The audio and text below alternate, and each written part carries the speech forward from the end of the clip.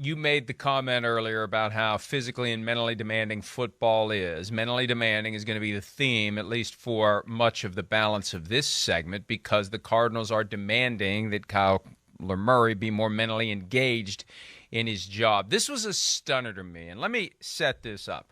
I minded my own business yesterday afternoon, and some people were surprised that this came out yesterday. Here's the timeline. Thursday of last week, the news breaks that Kyler Murray has a new contract, and that's when the numbers start to come out. And look, I'm not speaking out of school here if I explain that the numbers come from the agent. They always come from the agent. And there's a certain amount of blurring of the lines that gets done, specifically as it relates to guaranteed money. Nobody ever says in the initial wave of reports how much is fully guaranteed at signing. They use the larger number of total guarantee for injury or future guarantees that vest as fully guaranteed. It's always the bigger number. And that's the fingerprints of the agent. Because if you aren't willing to play that game, you know what happens? You don't get the information. Somebody else does. So those numbers come out Thursday. We get the basic information about the Murray contract. Friday, they do the press conference. Well, Michael Bidwell wasn't at the press conference. Michael Bidwell, the owner of the team, and some people text me, Bidwell not on board with this? No, he was out of the country. Not dodging a subpoena. He was just legitimately out of the country. Not that we're saying that anyone's dodging a subpoena. So Monday, they actually signed the contract because Bidwell's back on Monday. He signs as the, presumably, when you're talking about this kind of a investment, $230.5 million in new money over a 5-year extension. So they sign it, they take the pictures, then the contract gets sent to other places. And then when other people get their eyes on the contract, they inspect it and they notice something interesting. Yeah. And other people who have no incentive to help out the Cardinals or Kyler Murray start sending that information to folks in the business who may be inclined to stir up a little poop on the situation. So I get the text, and the message was, "You will love this."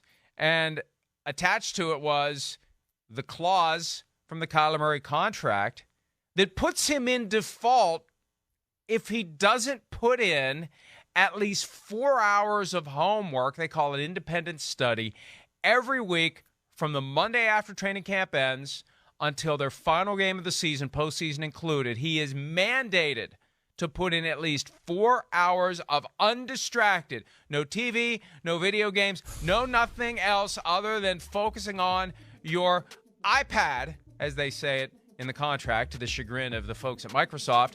You have to put in the work on your iPad, according to the contract, for at least 4 hours, or you're in default, meaning your future guarantees fly away if they can prove that you have failed to put in your 4 hours a week. And they'll undoubtedly monitor the activity on his iPad to see whether it's just sitting there for 4 hours or whether he's actually engaged in it. Is it only the iPad? Like, is it like if he's just like sitting in a room privately at the facility watching film there, does that count? Or are they saying like he's got to be out of the facility there, Mike? Like, explain that part to me.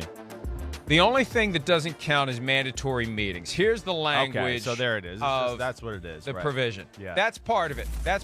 Right. This is the no video games while you do your homework clause, as PFT commenter pointed out yesterday. The full language is, and I've got it here, the full language, independent study includes material provided to him by the club in order to prepare for the club's next upcoming game, including without limitation any material provided via an iPad or other electronic device. So my guess is he does his study on his iPad. And look, there's a lot to unpack here.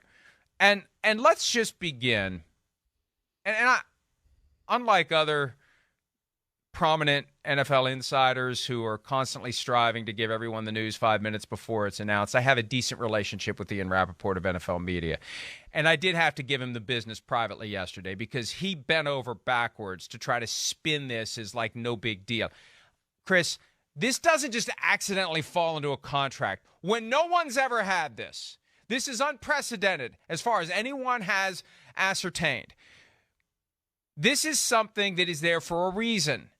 This is there, and this is where we apply basic common sense to a situation. This is there, Yeah, right. because the Cardinals have concerns about the extent to which Kyler Murray has actually worked with his iPad in the past. You mentioned watching film. I can only surmise that in the past, anytime anybody said to him, "Hey, were you hanging around and watch some film for a few?"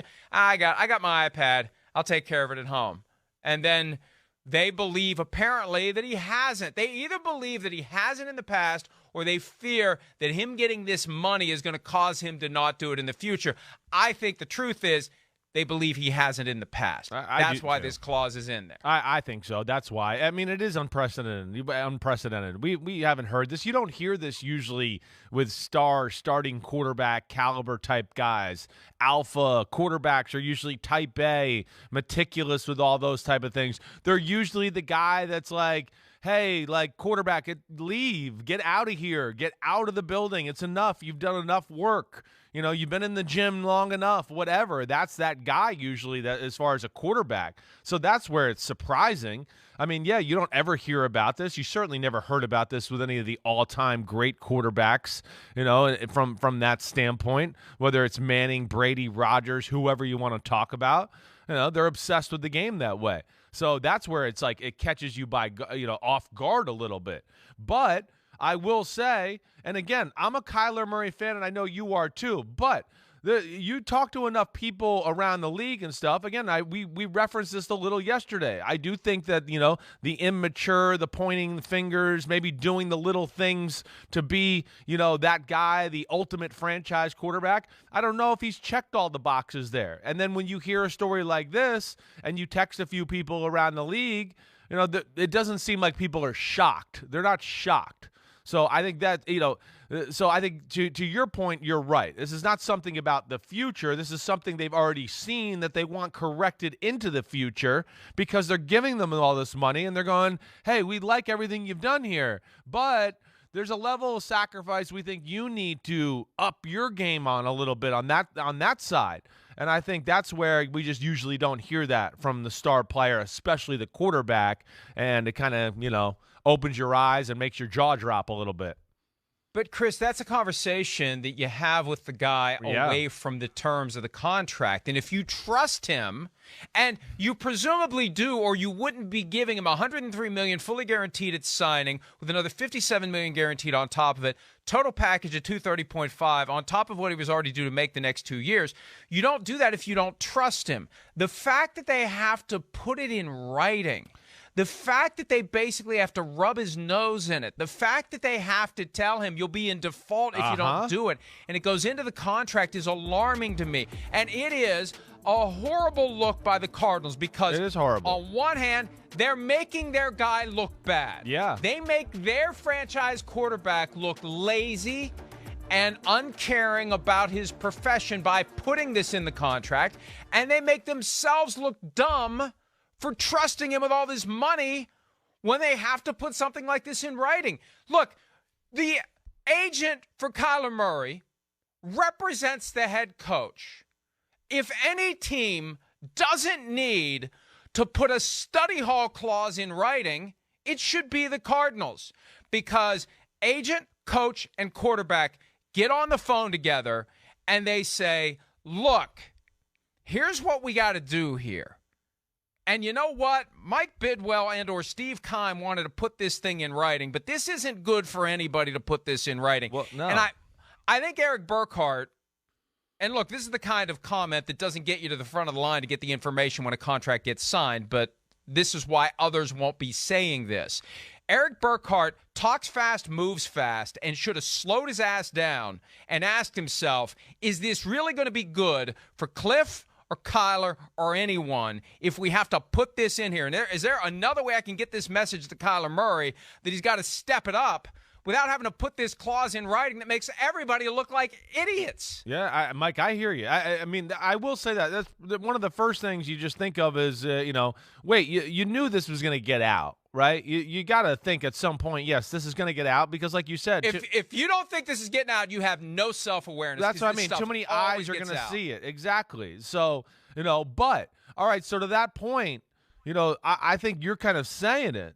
I think that it was put in writing because, hey, I mean, again, These are questions that hopefully we can hear from Arizona over the next few weeks, but it's in writing because it's a real concern. It's real. It's so real that they were like, you know what, let's put this in there and, just get him to be a little bit more dedicated and throw a little bit more money his way that way to encourage him to be that guy.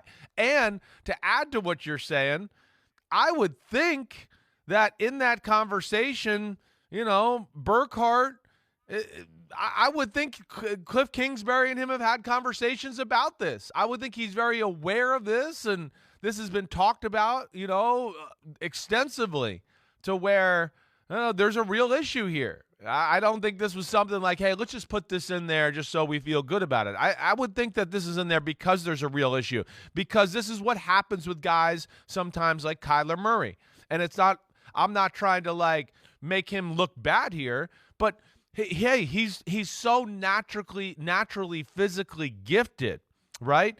That any field he's ever stepped on, he's never had to really worry about, when the safety moves this way and the nickel slot moves this way, oh no, that usually means this coverage is coming and this blitz is coming. He doesn't even need to be on those maybe finite details that maybe a Tom Brady needs to do, because he goes, damn, if I don't really kind of feel that coming, I can't get out of the way fast enough. So I got to know that's coming.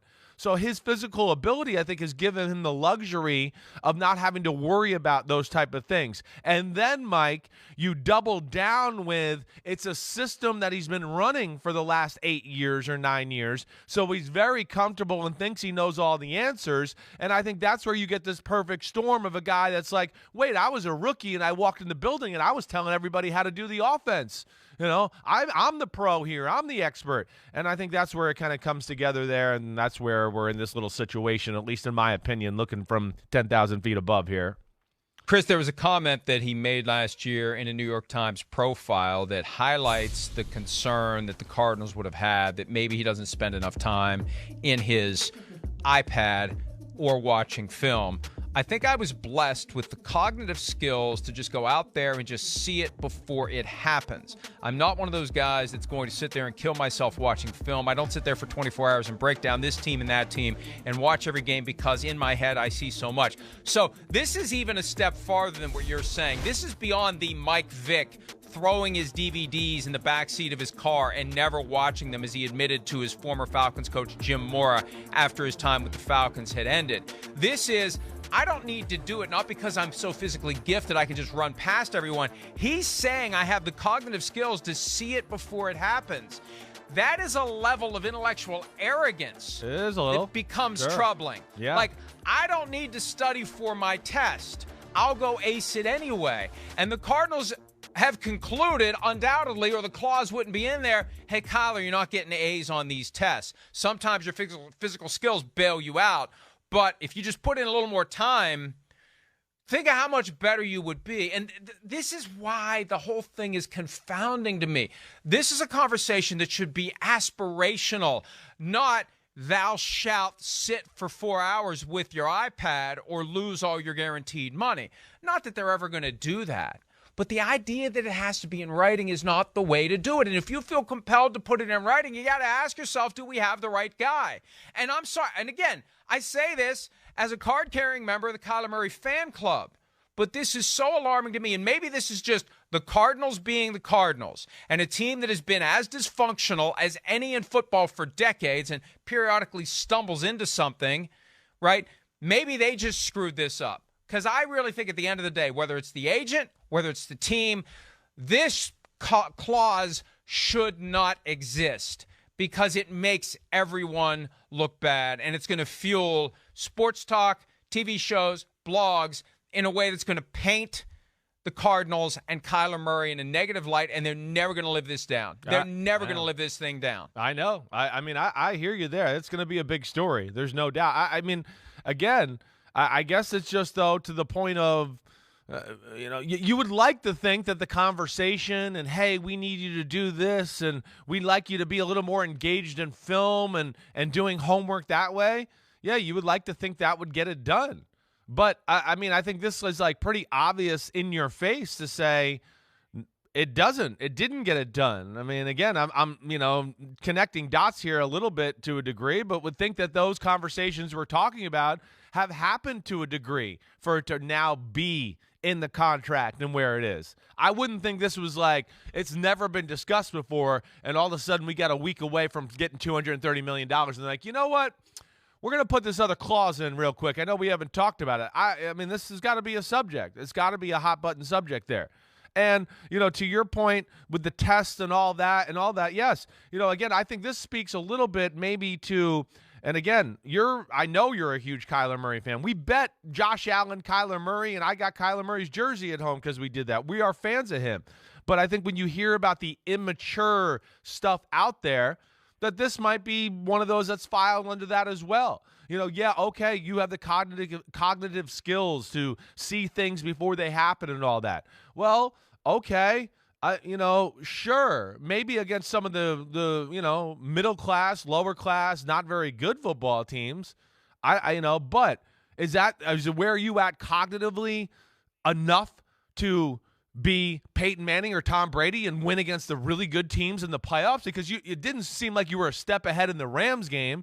It didn't seem like you were a step ahead in, I don't know, the last 5 to 6 weeks of the year. There was plenty of games and plays where I can look at and go, whoa, a guy came off the edge, blitzed, and nobody picked him up, and he didn't know he was hot or anything. So that's where I think maybe he is misunderstood in what his level of preparation needs to be the guy that he, I think, ultimately wants to be, which is one of the best quarterbacks in football. And look, nothing like this was directly said in the Chris Mortensen report from Super Bowl Sunday. The quote from Mortensen was that Murray is described by sources as self-centered, immature, and finger-pointing. Now, the immaturity may factor into this idea that he just isn't putting in the time. And really, what franchise quarterback doesn't put in the time? That's one of the hallmarks of the gig. That leadership, that accountability that flows from the fact that the franchise quarterback is busting his ass. He's there early. He's there late. No doubt. As you said, they got to tell him to go home. Right. We're closing up shop for the day. The Drew Brees mindset, the Russell Wilson mindset, the Peyton Manning mindset, the Tom Brady mindset, all in all the time. It's just a given if you're going to be a franchise quarterback. The fact that you would have to, could you imagine, I saw people point this out on Twitter yesterday, could you imagine Peyton Manning's reaction to this? Could you imagine Peyton Manning having a clause like this in his contract? Yeah, I know. No, absolutely not. Peyton was one of those guys that was always giving me more information, give me more information, give me more information. And now I'm going to go sit in the laboratory here and watch film and realize as I watch film, oh man, every time that guy, his right leg is in front of his left leg, he's blitzing off the edge. And those are the little details. And that's why Peyton Manning, yes, has the great physical talent, but then when you have that mental ability, it takes you to a level that, unlocks you and makes you unstoppable. And I think that's what we see from the great quarterbacks that have that. Kyler's been able to get away with that. Kyler's also, like, to your point and what we're talking about here, Mike, hey, it's that Oklahoma, Texas A&M, Cliff Kingsbury system. And when he came in there, since he was the, all-knowing guy of the offense too, it's a little different in the fact that he didn't have that veteran guy. I had Brad Johnson when I got to Tampa Bay. And Brad had, of course, won a Super Bowl and been there. But my point is, I wasn't the expert, and then there was a guy that had played and done all that, and I got to follow his lead on how he worked and prepared. And I went, damn, okay, there's another level here that I got to kind of push myself to. I wasn't ready for this. And I don't know if Kyler Murray's had that guy in front of him to kind of show him, those little things about, hey, maybe the team meeting's at 7:30 in the morning, but maybe you should get there at 6:30, 6:15 and watch film an hour before the team meeting. And then, you're going to be there after the day's over. Those are the things that, like, Jim Miller, Brad Johnson, the Jason Garretts, the Brian Griesies of the world that I was around, they helped me. And that helped me become a better pro and more of a professional. And I was on top of my game mentally more because of it. There's a key fact in all of that, though. You were willing to listen and watch and learn. There's a chance that Kyler Murray's attitude is, that's not the way I do it. Bucky Brooks of NFL Network made an observation that I think merits discussion. He said on Twitter overnight, it's certainly not the greatest look for a franchise quarterback to need a mandatory study hall, but it is hard for a quarterback who is a 3-time high school state champion, 42-0, Heisman Trophy winner, 2019 Offensive Rookie of the Year, and a 2-time Pro Bowler to see his process is wrong when it has always worked. That's the attitude. Look, I'm fine. I'm passing all my tests without studying.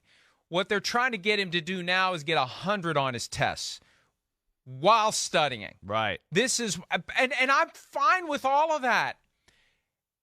If you have to put it in his contract, though, that's the problem. There has to be a way to address this without reducing it to writing. And somebody in this process, whether it was Eric Burkhart, the agent, Michael Bidwell, the owner, Steve Keim, the GM, Cliff Kingsbury, the coach, or even Kyler Murray himself, if he's got the cognitive abilities to know what's going to happen on a football field, then even at a young age, he should have the cognitive abilities to understand that once this gets out there, it's going to make him look bad. Somebody should have said, we got to get to the point where we want to be without putting this in writing. And the fact that it's in writing and it's a default on his contract if he doesn't do it, it just underscores how important it was to the Cardinals. Exactly. I think you're right. Why did you sign him then? Why didn't you say to Kyler Murray, we know you want a contract, but you got some stuff you got to do before you deserve to be paid like a franchise quarterback. Yeah. Here's one of the things you need to do. You do that this year, and you go out and have a big year this year, then we'll talk. The problem is, I think, they didn't want to take the chance that he was going to do it and then put them even farther into a corner where they'd have to pay him even more. They wanted to get him at 46-1 and nudge him to the kind of performance this year that would have cost them over $50 million a year if they had waited a year and told him, you better shape up before you get your big deal. Yeah, I don't doubt that. I think they were probably a little, worried about playing with fire. And like we talked about yesterday, hey, he's one of those guys. You got one there. They didn't want to disgruntle him. Added to what you're saying, Mike, too. Hey, they're looking at it like, yeah, we're relevant. We're in the playoffs. We built an offense around the guy. All right, so he's the number 1 pick of the draft. I think all of that helps you invest. The hard part, as far as what you need to be a really good quarterback, he's got that. Like, let's not get that messed up. We know his talent is real. The fixing, the studying, and all that. Hey, it's concerning, but still, if you gave me all the problems a quarterback could have, I'd take that problem over. Whoa, he's slow, or man, he doesn't love football, or he doesn't, have a very good arm, or any of that. So that's where we're good with Kyler Murray. But I think, Mike, to nail it down, you're right. It's really kind of like, the more we talk about it, you go, obviously there was a big issue. Obviously. Because the thing I go back to, too, is 4 hours? 4 hours is I don't know, 4 hours of film watching for an NFL quarterback during a game week? It's arbitrary. It's kindergarten. I mean, I would think it's easy to do. I mean, 4 hours. I was probably getting 4 hours on a Tuesday. I mean, done. 4 hours right there. Boom. Oh, wait. All right. Hey, Monday. I mean, I'm probably getting 2 hours on Monday, let alone a bunch of hours on Tuesday, and then the Wednesday, Thursday, Friday, Saturday process. So that's where it also is eye-popping that we're just 4 hours?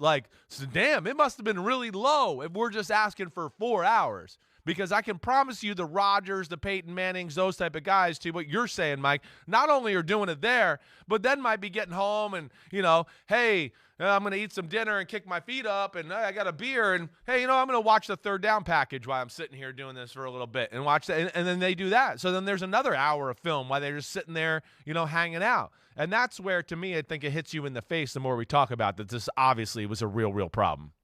Pete raised the question while you were saying that as to whether or not Kyler Murray truly loves football if he's not all in with all this other stuff. Yeah, I hear you. There have been guys over the years who love football but hate the grind. Yeah, sure. Some guys love football and hate the grind. Brett Favre loved playing football, hated everything else. No doubt. Hated it. Right. Hated everything else about it. Right. Unlike Peyton Manning, who loves everything about it, Brett Favre just wanted to show up and play and screw everything else. I remember there was a time when the Steelers, after they nudged Ben Roethlisberger's good friend Bruce Arians out and brought in Todd Haley, and it was oil and water, there were leaks about Roethlisberger not studying enough. Yeah, not those working rumors. enough. Right. right? Yeah. So, I mean, you can be a great player who loves the sport and needs the adrenaline rush of a game. And this is why this came up not that long ago, I think on PFTOT in response to a question, the motivation that players get from having a low Madden rating. Like, does it really matter? Well, here's how it matters. If anything, whether it's a low Madden rating or something somebody says about you in the media or whatever, if it inspires you to do all the little things when no one is paying attention that are very easy to gloss over, like studying your iPad, like being properly dehydrated so you don't get cramps during the game, like watching your diet, getting in your exercise, getting in your sleep, all the little crap that is part of the grind, not just the football grind, the life grind, the TB12 life grind that you have to sign up for. If you are motivated to do that, and you know what? If the Cardinals were smart, what they would do is make a sizzle reel of all the crap we're saying today and anybody else and play it for Kyler Murray. That should motivate him more than the words on paper in his contract. Well, yeah, maybe this is, hey, the contract's nice, but maybe this is what really I don't know. Maybe this is what Arizona wanted. Maybe they wanted this. Is this the equivalent of drafting Jordan Love? Is this Arizona's answer to drafting Jordan Love? I don't know what it is. I don't know what it is. Hey, but again, I think it's a young quarterback that, again, it's been easy for him. To Bucky Brooks's point, it's been easy. He's been able to walk on any field he wants and be special his whole life. So, yeah, he's had the thought. And then Big Ben, to your point, he was like this. Like, don't confuse me too much. I just want to run around the pocket, and find somebody open. That's the way he played a little bit. That's cool. But I also think there's people out there that would go, yeah, hey, Big Ben, maybe he didn't take advantage of all his skills and ability and everything he could have had or offered, even though his career was great. So we'll see where it goes for Kyler Murray. But this is going to be a big deal. This is going to be a big conversation. And now it's like anytime he misses a blitz or doesn't see coverages, this is the things people are going to think of during the season. So it's opened up a can of worms here, but obviously real. That's the biggest thing I think we take away from this. Real to the point where it couldn't just be a conversation. It was like, we got to put it in writing and give this guy a little bit of a kick in the butt to make him do this, a little bit more aggressively and consistently. You do raise the fascinating next-level Jedi mind trick possibility. The Cardinals did this deliberately, knowing it was going to become a thing, knowing it was going to make Murray look bad, and even if it makes them look bad, they can live with it because the conversation in the aftermath, the blowback lights a fire under Murray more than any words on paper ever would. Yeah. That to me, if it happens, and if they meant it to happen, is genius. By the way, there's my internet son, PFT commenter, Kyler preparing for the Jets with the flight simulator. Again, no video games while you're on your iPad. How are they going to know that? Like, how are they going to know that?